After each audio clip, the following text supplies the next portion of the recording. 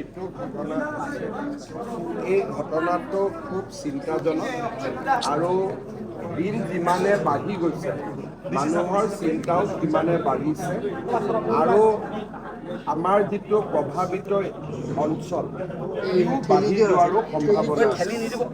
মানুহে ঘৰত যাব পৰা নাই, মূল্যৱান বয় বস্তু ক্ষতি হৈছে, খেতিপথাৰৰ ক্ষতি হৈছে, তেল ওলাইছে। বিষয়টো ONGCয়ে নিশ্চিতভাৱে চিৰিয়াছলি ল'বই লাগিব। অহাকালি ৰাতিপুৱা মই হৰদীপ সিং পুৰীৰ লগতো কথা পাতিম, অইলৰ চেয়াৰমেনৰ লগতো কথা পাতিম আৰু দৰকাৰ হ'লে মই প্ৰধানমন্ত্ৰীৰ লগতো কথা পাতিম আৰু তেখেতসকলে বিষয়টোৰ পৰা কোনেও হাত এৰুৱাব নোৱাৰে। এনেকুৱা দুৰ্ঘটনা হৈ থাকিলে মানুহৰ শংকা বাঢ়িব আৰু মানুহেও এটা সময়ত ONGCক সহযোগিতা নকৰিব।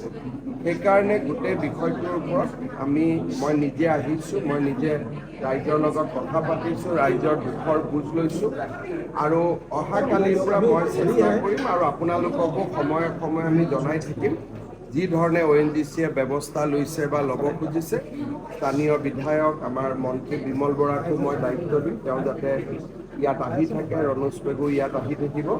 আমি দুখৰ সময়ত মানুহৰ লগত ৰাইজৰ লগত থিয় হৈ থাকিম আৰু সকলো প্ৰকাৰৰ সহায় আমি আগবঢ়াম। তেওঁলোকে কৈছে এক্সপাৰ্ট আনিছে, কিন্তু তেওঁলোকৰ লগত এইটো পৰ্যায়ত মই কথা পতাটো উচিত নহয়। মই ONGCৰ চেয়াৰমেনৰ লগত কথা পতাটো দৰকাৰ। অহাকালি ৰাতিপুৱা মই তেওঁৰ লগত কথা পাতিম, তেওঁৰ পৰা গোটেইখিনি খবৰো ল'ম। ইয়াতে যিসকল বিষয় আছে তেওঁলোকে মোক কি ক'ব নক'ব সেইটো মই শুনি লাভ নাই। গতিকে যিখিনি শুনিব লাগিব কাগজত শুনিব লাগিব। গতিকে অহাকালিৰ পৰা আপোনালোককো মই জনাই থাকিম আৰু বিষয়টো মোৰ নজৰত থাকিব, হায়েষ্ট প্ৰায়ৰিটিত থাকিব, অগ্ৰাধিকাৰত থাকিব।